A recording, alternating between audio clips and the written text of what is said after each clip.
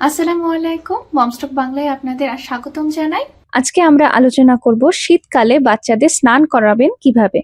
শীতকালে বাচ্চাদের স্নান করানোর জন্য বিশেষ কিছু নিয়ম মেনে চলা উচিত। এর মধ্যে প্রথমেই বাচ্চা স্নানের একটা সঠিক সময় নির্বাচন করা উচিত।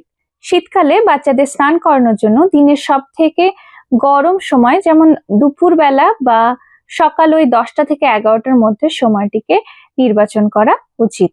বছরের অন্যান্য সময়ে যে কোনো সময়ে স্নান করালেও অন্তত শীতকালটাতে প্রতিদিন একটি নির্দিষ্ট সময়ে স্নান করানো উচিত। বাচ্চাদের স্নানের জন্য হালকা গরম জল ব্যবহার করুন। গরম জল যেন খুব বেশি গরম না হয় বা খুব বেশি ঠান্ডা না হয়, সেই দিকে খেয়াল করবেন।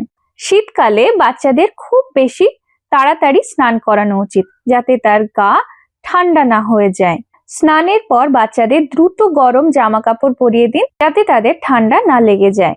শীতকালে বাচ্চাদের প্রতিদিন স্নান করানো জরুরি নয়, একদিন পর পর বা প্রয়োজন অনুযায়ী স্নান করানো যেতে পারে। যদি আপনার বাচ্চার জ্বর, ঠান্ডা বা অন্য কোনো শারীরিক সমস্যা থাকে, তাহলে স্নান না করানোই ভালো। স্নানের সময় ঘরের তাপমাত্রা স্বাভাবিক রাখুন, যাতে বাচ্চা ঠান্ডা না হয়ে যায়। বাচ্চা স্নানের সময় পানিতে কিছু পরিমাণ খেলনা দিন, যাতে বাচ্চাটি স্নানটিকে উপভোগ করতে পারে। বাচ্চার শরীর মোছার জন্য নরম তোয়ালে ব্যবহার করুন। স্নানের পর বাচ্চার চুল ভালোভাবে শুকিয়ে নিন, যাতে ঠান্ডা না লেগে যায়।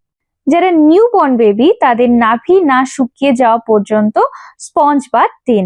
শীতকালে আপনার বাচ্চাকে স্নানের আগে তেল মালিশ করুন, তারপরে স্নান করিয়ে দিন।